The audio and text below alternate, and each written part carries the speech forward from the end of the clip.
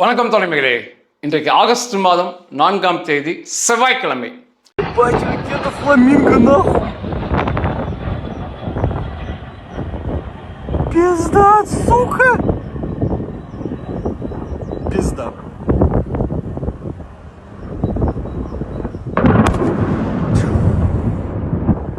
Блять, еще одна, охуеть. Блять. Сука, смотри, как заходит. Тварь. Пошел ты нахуй. நீங்கள் பார்த்த அந்த வீடியோ ஒரு அருமையான வீடியோ. 1 மணி நேரத்துக்கு முன்னால தான் எனக்கு அந்த வீடியோ கிடைச்சது. இன்றைக்கு நடத்தப்பட்ட தாக்குதல் ரஷ்யாவில் வோல்கோகிராட் என்ற நகரத்தில் உள்ள 2 இராணுவ கட்டமைப்புகளை உக்ரைனுடைய க்ரூஸ் மிசைல் தகர்த்த காட்சி. இந்த க்ரூஸ் மிசைல் அப்படிங்கிறதுக்காக தான் இந்த வீடியோவை சேர்த்துனேன். நீங்கள் திரும்ப போய் பாருங்க. க்ரூஸ் மிசைல் என்பது தாழ பறந்து வரும், உயரத்திலிருந்து வராது. தாழ்வாக பறந்து தாக்குதல் நடத்தக்கூடியது. இது தாழ்வாக பறப்பதால் ரேடாரில் சிக்காது. ரேடாரில் சிக்காதனால 100% தாக்குதல் உறுதியாக இருக்கும் க்ரூஸ் மிசைல் அனுப்பும்போது. ஏன்னா ரேடார் மிக தாழ்வாக வருகின்ற பொருளை பார்க்காது. அதன் அடிப்படையில் இந்த க்ரூஸ் மிசைலை அனுப்புனாங்க. 2 தாக்குதல், 2 க்ரூஸ் மிசைல் அடுத்து தாக்கும். 2மே 2 ரஷ்யாவுடைய இராணுவ கட்டமைப்புகள் வோல்கோகிராடில் தகர்க்கப்பட்ட காட்சி. இன்னைக்கு உக்ரைன் சண்டையிலையும் வெற்றி பெற்று ஆயுத ஏற்றுமதிக்கு மிகப்பெரிய வாய்ப்புள்ள நாடாக மாறிட்டாங்க. இந்த க்ரூஸ் மிசைல் தயாரித்தது உக்ரைனுடைய ஃபயர் பாயிண்ட் என்ற நிறுவனம் 100% உள்நாட்டு தயாரிப்பு. ஒரு நாளைக்கு 5 இந்த வகை ஏவுகணையை இந்த ஃபயர் பாயிண்ட் நிறுவனம் தயாரித்து கொடுக்குறாங்க. 5மே உக்ரைனே வாங்கிக்கிறாங்க. உலகம் முழுவதும் மிகப்பெரிய வியாபார வாய்ப்பு.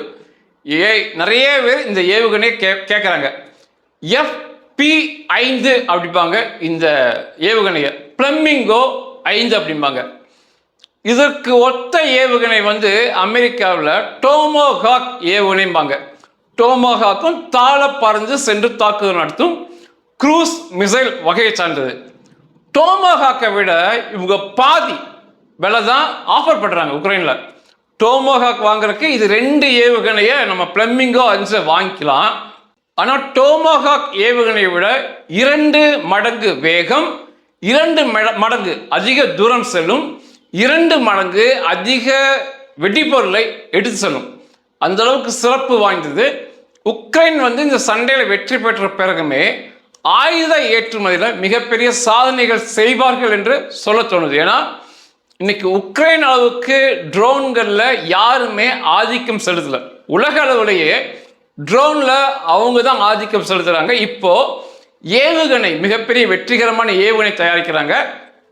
இதற்கடுத்து பலாஸ்டிக் மிசைல், அதிக தூரம் செல்லக்கூடிய பலாஸ்டிக் மிசைல் தயாரிக்க போகிறாங்க.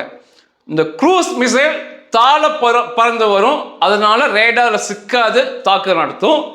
பலாஸ்டிக் மிசைல் உயரமாக இருந்து கீழே வரும், மின்னல் வேகத்தில் வரும், அதனால தடுக்க முடியாது, பிடிக்க முடியாது, தடுக்க முடியாது.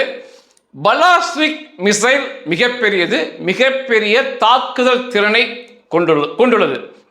இந்த க்ரூஸ் மிசைலை காட்டணும். இந்த வீடியோ ரொம்ப அழகாக பதிவாச்சு, அதனால இந்த வீடியோ இணைச்சேன். போர் என்பது தவிர்க்கப்பட வேண்டிய ஒன்று. நான் போர் செய்திகளை பேசணுங்கிறது எனக்கு முழு ஈடுபாடு கிடையாது. அதை தாண்டி எண்ணற்ற செய்திகளை பேசலாம்னு நினைப்பேன். ஆனால் தொடர்ச்சியாக போர் நடைபெறுகிறது. அதை தாண்டி போர் செய்திகளை நீங்கள் விரும்பி பார்க்குறீங்க, அதனால பேசுகிறேன். நிச்சயமாக போர் தவிர்க்கப்பட வேண்டிய ஒன்று. இன்னைக்கு கூட அமெரிக்க அதிபர் ட்ரம்ப்ட ஒரு கிண்டல் துணியில் ஒரு கேள்வி போச்சு. நிருபர் என்ன கேட்டார்னா, நீங்கள் இது வரைக்கும் 6 முறை ஈரானை அழித்து விட போகிறேன், மிகப்பெரிய நாசம் பண்ணுறேன்னு சொல்லிட்டு அந்த சண்டையை தாக்காம நிப்பாட்டிருக்கிறீங்க. நீங்கள் இந்த அமெரிக்க மக்களுக்கு என்ன சொல்ல வரீங்கன்னு ஒரு கேள்வி கேட்டார். முக்கியமான கேள்வி, நியாயமான கேள்வி. இதை பற்றி நாளைக்கு பேசலாம். ஆனால் ட்ரம்ப் செய்ததெல்லாம் ஒரு விதத்தில் சரி. நிச்சயமாக போர் தவிர்க்கப்பட வேண்டிய ஒன்று. இப்போ நீங்கள் பார்க்குற இந்த உக்ரைனுடைய தேவாலயம் ஹோலி பிரசன்டேஷன் சர்ச் அப்படிம்பாங்க. உக்ரைனில் கெர்சோன் பகுதியில் இருக்குது. 300 வருஷம் முன்னாடி இந்த தேவாலயத்தை கட்டினாங்க. இந்த தேவாலயத்தின் சிறப்பு என்னன்னா, முழுக்க முழுக்க மரத்தால் கட்டப்பட்ட தேவாலயம். இதில் ஒரு இரும்பு ஆணி கூட, அதாவது இரும்புல ஆணி கூட உபயோகப்படுத்தாமல் அதையுமே மரத்தில் செய்து மிக சிறப்பாக கட்டிய தேவாலயம். ஒன்றுக்குமே உதவாம மொத்தமாக சாம்பலா போச்சு. ஏவுகணைக்கு இது தேவாலயம், இது பள்ளிவாசல், அல்லது இது இந்து மத கோயில் என்றெல்லாம் தெரியாது.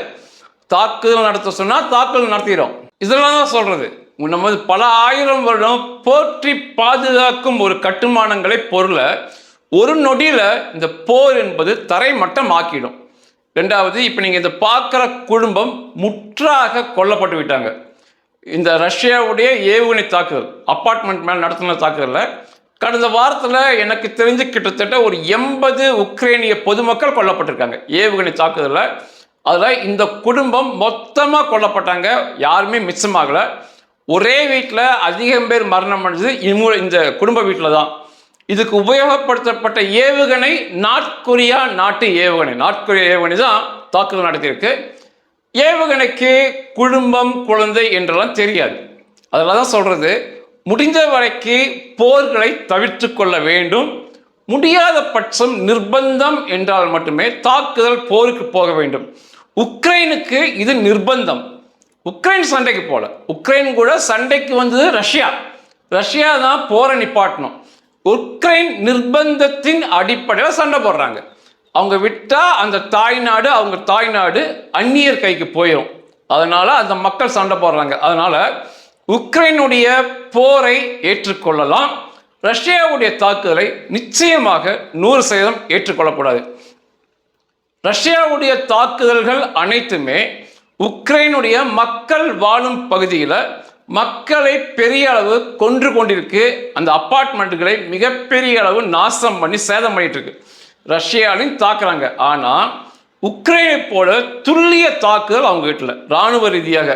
நீங்கள் ஆரம்ப கட்டத்தில் பார்த்த வீடியோ 2 இராணுவ தளங்கள் தாக்கப்பட்ட காட்சி, ஏவுகணையால் தாக்கப்பட்ட காட்சி. சேதங்கள் நாளைக்கு தெரியும், ஏன்னா இந்த வீடியோ 1 மணி நேரம் ஆச்சு. 4 நாட்களுக்கு முன்பாக ரஷ்யாவுடைய தலைநகர் மாஸ்கோவில் ஒரு தற்கொலை தாக்குதல் நடந்துச்சு. அநேகர் படிச்சிருப்பீங்க ரஷ்யா மீது தற்கொலை தாக்குதல் சொல்லி. அது விவரம் என்னன்னா, Russian aerospace commander general Alexander சையோ அப்படிம்பாங்க.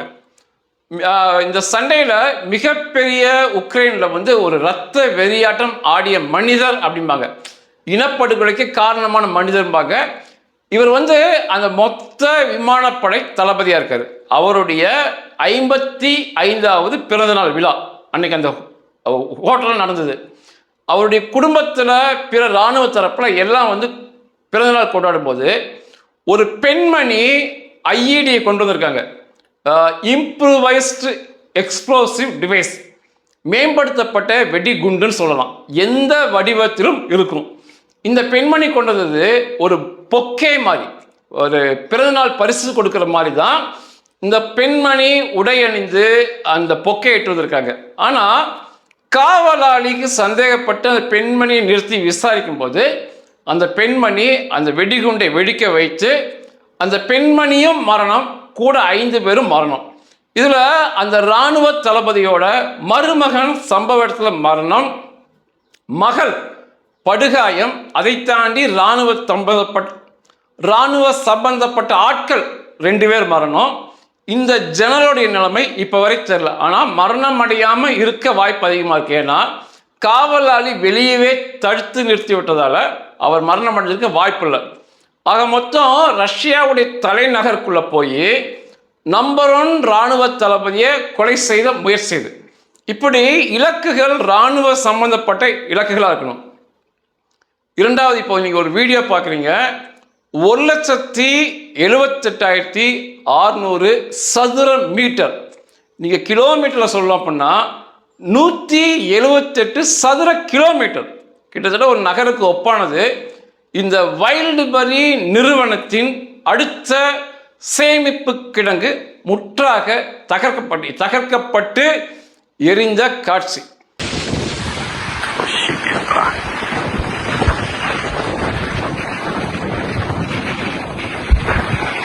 தொடர்ச்சியாக வைல்டுபெரி நிறுவனத்துடைய சேமிப்பு கிடங்கு அடி வாங்கிட்டே இருக்கு. எந்த அளவுக்கு ரஷ்யாவுடைய கையாளாகத்தான் வெளிப்படும்னா, வைல்டுபெரியை ஒத்த பிற நிறுவனங்கள் அந்த கூரைகளில் இந்த நிறுவனம் வைல்டுபெரிக்கு சொந்தமானது அல்ல, ட்ரோனே, நீ வேறு பக்கம் சென்று விடு. அதாவது வர ட்ரோனுக்கு எழுதுறாங்க. ட்ரோனுக்கு நிச்சயமா தெரியும், ட்ரோனை வந்து அங்கே ஆப்ரேட் பண்ணுறவங்க அங்கிருந்து ட்ரோனில் பொருத்தப்பட்ட கேமரா மூலமாக இலக்குகளை பார்த்துக்கிட்டே இருப்பாங்க. சரியான இலக்கு சரியான இடம் வந்த பிறகுதான் அந்த ட்ரோனை மோத வைக்கிறது வெடிகுண்டோட. அதனால் அந்த எழுத்துக்களை அவர்களால் படிக்க முடியும். எழுதுறாங்க, ட்ரோனே இது வைல்டுபெரி நிறுவனத்தின் கட்டிடம் அல்ல, இது வேற கட்டிடம், பேரை சொல்லி எழுதி நீ வேறு பக்கம் போய்விடுன்னு எழுதுறாங்க. எவ்வளவு ஒரு பரிதாபமான நிலையில் இருக்காங்க பார்த்தீங்களா? 178 சதுர கிலோமீட்டர் சேமிப்பு கிடங்கு எரியுதுன்னா அந்த நிறுவனம் எவ்வளோ பிரம்மாண்டமான நிறுவனமாக இருக்கும். ரஷ்யாவில் எவ்வளோ பெருசாக இருக்கும். அமேசானை விட மிக பிரம்மாண்டமான நிறுவனம் சொல்லுவாங்க. அமேசானை தாண்டி இராணுவ ரீதியான பொருட்களை விற்பனை செய்த நிறுவனம், ரஷ்யாவுக்குள் கடத்திய நிறுவனம் சொல்லுவாங்க. தொடர்ச்சி அடி வாங்கிட்டு இருக்கு. ஆகஸ்ட் 2ஆம் தேதி முந்தா நேற்று அதே வைல்டுபெரி நிறுவனத்தின் இன்னொரு சேமிப்பு கிடங்கு முற்றாக தகர்க்கப்பட்ட காட்சி.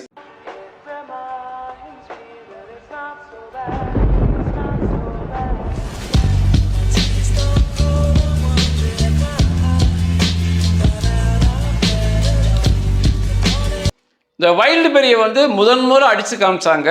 அந்த வைல்டுபெரி நிறுவனத்துக்கு 20 சேமிப்பு கிடங்குகள், மிகப்பெரிய நிறுவனங்கள் இருக்கு, அதுக்கு 20 இருக்கு, தொடர்ச்சியாக அடிக்கப்பட்டு வருகிறது.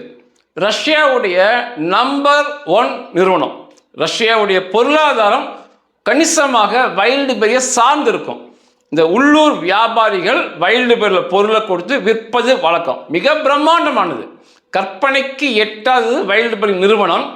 வைல்டுபெரி அடி வாங்குது அப்படின்னா ரஷ்யாவே அடி வாங்குது.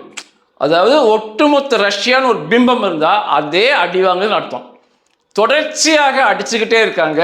8வது வைல்டுபெரி அடி வாங்கிருச்சு. ரஷ்யாவுடைய வான் பாதுகாப்பு சாதனங்கள் என்ன செய்யுது? ரஷ்யாவுடைய பயமுறுத்தக்கூடிய பதிலடி என்ன செய்யுது? ரஷ்யாவுடைய இராணுவ வீரர்கள், போர் விமானங்கள், எண்ணற்ற போர் விமானங்கள் இருக்கு, என்ன பண்றாங்க? எதுக்குமே பதில் தரல. தொடர்ச்சியாக வைல்டுபெரி நிறுவனம் அடி வாங்கிட்டு இருக்கு. நீங்கள் பார்க்கும் இந்த வீடியோ ரஷ்யாவில் சீ ஆஃப் அசோவ் அப்படிம்பாங்க. அந்த கடற்பகுதியில் உள்ள எண்ணெய் சுத்திகரிப்பு நிலையம் பிரம்மாண்டமானது அடி வாங்கி முற்றாக பற்றி எரிந்து சாம்பலான காட்சி வீடியோ.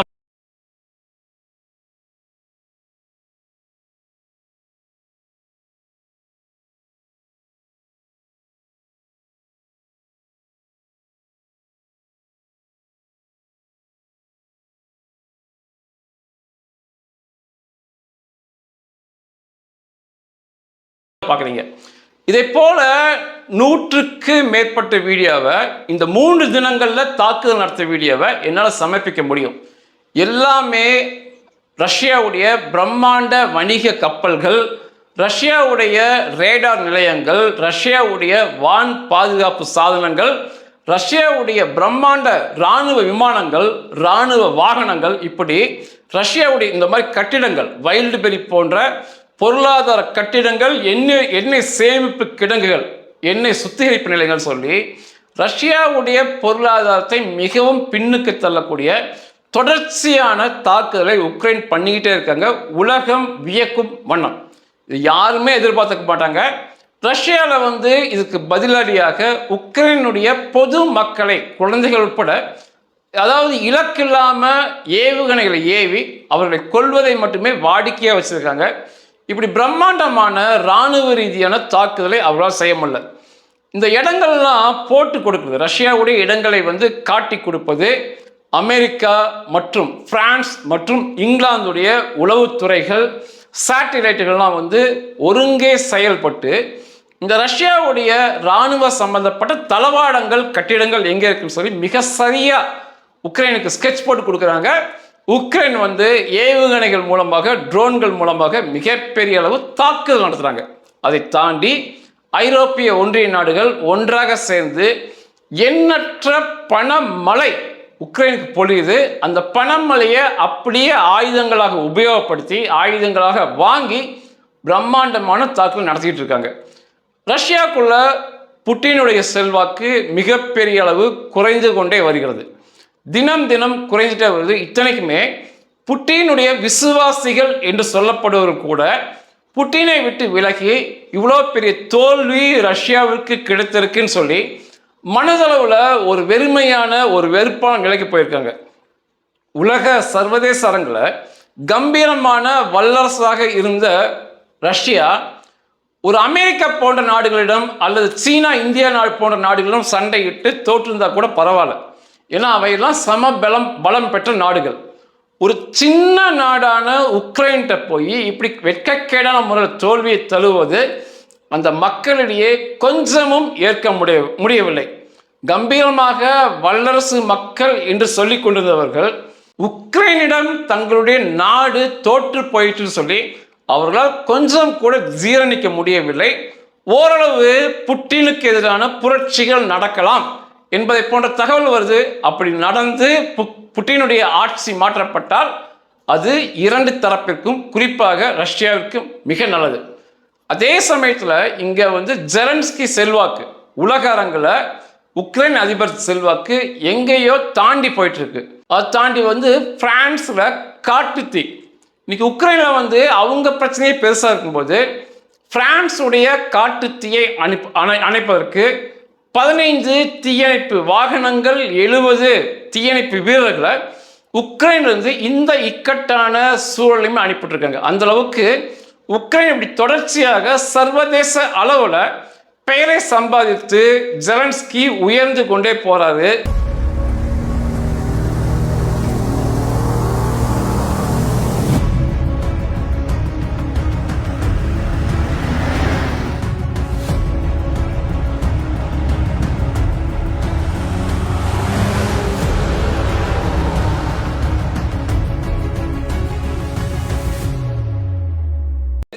புட்டின் தன்னை தாழ்த்தி கொண்டே போறார். சமீபத்தில் வந்து டெலிகிராஃப், அந்த டெலிகிராஃப் அந்த நிறுவனத்தை தோற்றுவித்த பாவல் துரு, இவருக்கு எதிராக வந்து ரஷ்யாவுடைய உளவு பிரிவு மற்றும் ரஷ்யாவுடைய இராணுவ இவங்களாம் சேர்ந்து தடை மற்றும் கைது ஆணையை பிறப்பிச்சாங்க இந்த டெலிகிராஃப் அதிபர் மேலே. உடனே இது வந்து பெரிய விஷயமே எழுதினாங்க. அவரிடம் கேட்டபோது, டெலிகிராஃப் அதிபரிடம் கேட்டபோது உண்மையாகவே நம்ப முடியாது, நடுவிரலை காட்டி புகைப்படம் எடுத்து இதுதான் புட்டினுக்குன்னு சொல்லி காமிச்சார். உண்மையாகவே புட்டின் வந்து தன்னுடைய தரத்தை தினம் தினம் தினம் தாழ்த்தி கொண்டே போயிட்டு இருக்காரு. இத்தனை சேதங்களை கண் முன்னால் பார்க்குறோம், நம்மளும் பார்க்குறோம், ரஷ்யாலையும் பார்க்குறாங்க. ஆனாலும் புட்டினுக்கு இந்த சண்டை நிறுத்தம் கொஞ்சம் கூட சண்டை நிறுத்துவதற்கு எண்ணமே இல்லை. 5 லட்சம் இராணுவ வீரர்களை தயார்படுத்தி கொண்டிருக்காங்க. அதாவது குளிர்காலத்தில் சண்டை போடுறதுக்கு ரஷ்யாவில் வேகமாக புதிதாக 5 லட்சம் இராணுவ வீரர்களை உக்ரைன் களத்துக்குள்ள அனுப்ப தயார் பண்ணிட்டு இருக்காங்க. அதே சமயத்தில் உக்ரைனில் 1 கோடி ட்ரோனோடு தயாராக நிற்கிறாங்க. இவங்க பைத்தியக்காரத்தனமாக இந்த புட்டின் திரும்ப கிட்டத்தட்ட 15 லட்சம் பேர் ரஷ்யா இராணுவ வீரர்கள் மரணம் மற்றும் படுகாயம் அடைஞ்சிருக்காங்க. ஆக மொத்தம் 15 லட்சம் பேர் வீட்டிற்கு உதவாத, நாட்டிற்கு உதவாத நிலைக்கு போயிட்டாங்க. ரொம்ப பரிதாபமாக சொல்றக்கே. அந்த நிலைமையிலுமே 5 லட்சம் பேர்த்த மீண்டும் அனுப்பும் எண்ணத்தில் அந்த கோமாளி இருக்கான். அதை தடுப்பதற்கு 1 கோடி ட்ரோனோட உக்ரைன் தயாராக இருக்கு. இதுதான் ரெண்டுக்கும் உள்ள வித்தியாசம். இன்னைக்கு வந்து ரஷ்யா தேவையே இல்லாம உக்ரைன் பகுதிக்குள்ள அவங்க இராணுவ வீரர்கள் அனுப்புறாங்க. அந்த இடத்துல உக்ரைன் நாட்டு இராணுவ வீரர்கள் ட்ரோனோட தயாராக இருக்காங்க. அந்த பகுதிகளுக்கு வந்து உக்ரைன் இராணுவ வீரர்கள் வைத்திருக்க பெயர் கில் ஜோன் அப்படிம்பாங்க. கொலை பகுதின்னு சொல்லலாம், படுகொலை பகுதி. வேணும்னு முக்கியமான இடங்கள்ல உக்ரைன் இராணுவ வீரர்கள் தோற்பது போல தோற்று பின்வாங்கி போய் அதை போல சிக்கலான இடங்கள்ல ரஷ்ய இராணுவ வீரர்களை மாட்ட வைக்கிறாங்க. ரஷ்யா வந்து அந்த எப்போதுமே பிடிச்ச பகுதியை அந்த கட்டிடங்களை தரமட்டம் பண்ணுவாங்க. ஏன்னா ஒளிந்திருந்து தாக்குதல் நடத்தக்கூடாதனால. அப்படி இருந்துமே இதை போன்ற பகுதியில் வந்து மாட்டி பரிதாபமாக ரஷ்ய இராணுவர்கள் கொல்லப்படுறாங்க. உக்ரைன் இராணுவ வீரர்களுக்கு வச்சிருக்க பேர் கில் ஜோன். வரட்டும், 5 லட்சம் பேர் என்ன, எத்தனை லட்சம் பேர் வேணாலும் வரட்டும், அந்த கில் ஜோனை தாண்டி உக்ரைனுக்குள்ள வரவே முடியாது, மொத்தமாக கொள்ளுவோங்கிறாங்க. உண்மையும் அதுதான். வெறும் 7 நிமிஷம் தான் ரஷ்யாவிலிருந்து உக்ரைன் சண்டைக்கு அந்த இராணுவ வீரர்கள் வந்து அந்த கில் ஜோனில் இறக்கி விட்ட பிறகு 7 நிமிஷத்தில் கொண்டுறாங்க. அதுக்கு மேலே உயிர் வாழ சந்தர்ப்பமே இல்லை. அதிகபட்சமாக ஒரு மனிதன் 1/2 மணி நேரம் உயிர் வாழலாம். இப்படி படுகொலின்னு தெரிஞ்சுமே திரும்ப ரஷ்ய இராணுவ வீரர்களை புட்டின் அனுப்புவது நிச்சயமான கோமாளி மனநிலை உள்ளவன் தெரியுது. இன்னுமே ஆழமாக பேசலாம். ஆனால் ரொம்ப வந்து நட்பு நாடு, எனக்கு நட்பு நாடு ரஷ்யா மிக பிடித்த நாடு. ஆனால் இந்த புட்டின் வந்து சொந்த மக்களை கொலை செய்யும் செயல், இராணுவ கொலை செய்யும் செயல் கொஞ்சம் என்னால் ஏற்க முடியல. இந்த குளிர்கால சண்டைக்கு உக்ரைன் வந்து கோடிக்கணக்கில் ட்ரோன்கள், ஏவுகணை தடுப்பான்களை தயாராக வச்சுக்கிட்டு இருக்காங்க. மீண்டும் ஒரு மிகப்பெரிய எண்ணிக்கையில் ரஷ்ய இராணுவர்கள் பரிதாபமாக மரணமடைய போகிறாங்க. கேட்கும்போது எனக்கு ரொம்ப கஷ்டமாக இருக்குது. நிச்சயமாக ஹிட்லருக்கு கொஞ்சமும் சளைக்காத மனித பிறவி யாருன்னா ரஷ்ய அதிபர் புட்டின் தான். ஹிட்லருக்கு இருந்த அதே மனநிலை தான் புட்டின்ட்டே இருக்கு. மக்கள் எவ்வளோ கொல்லப்பட்டாலும் சரி, அல்லது இராணுவர்கள் எத்தனை லட்சம் பேர் கொல்லப்பட்டாலும் சரி, 15 லட்சம் குடும்பங்களில் ரஷ்யாவில் தகப்பனோ கணவனோ இல்லை. யோசித்து பாருங்க, 15 லட்சம் குடும்பத்தில் தகப்பனோ கணவனோ பாதி உயிரோட, பாதி இருந்தும் பிரயோஜனம் இல்லை. எத்தனை பரிதாபமான சூழல் பாருங்க. ஹிட்லரிடம் வந்து கொஞ்சம் கூட வேறுபடாதவர்கள். இன்னும் சொல்ல போனால் இந்த நவீன காலத்தில் இப்படி ஒரு மூடனாக இருப்பது ஹிட்லரை விட பல படி மேலோங்கிய சர்வாதிகாரின்னு தான் புட்டினை பதிவு பண்ண முடியும். ஹிட்லருடைய கதி ரொம்ப பரிதாபமாக இருந்துச்சு. இருக்கும் வகையில் சுற்றி ரஷ்ய இராணுவ வீரர்கள் சுற்றி வளைக்கும் போது வேறு வழி இல்லாமல் தன்னைத்தானே சுட்டு கொண்டு மரணம் அடைந்தான். ஆனால் அதுக்கு முன்னால் அவன் ஆடிய ஆட்டம் வந்து மிகப்பெரிய ஆட்டத்தை ஆடினான். அதே தான் இங்கேயும். இப்பொழுதே வந்து ரஷ்யாவில் எதிர்ப்பு சூழல், புரட்சி ஏற்படலாம் என்ற நிலைகள் போயிட்டு இருக்கு. நிச்சயமாக அப்படி ஒன்று ஏற்பட்டு நல்ல ஒரு அதிபர் வந்து இந்த சண்டையை நிறுத்தி ரஷ்ய மக்களும் சந்தோஷமாக வாழணும், உக்ரைன் மக்களும் மிக மகிழ்ச்சியாக சந்தோஷமாக வாழ வேண்டும் என்பதுதான் ஒரு இந்தியனாகிய என்னுடைய விருப்பம். நன்றிகள்.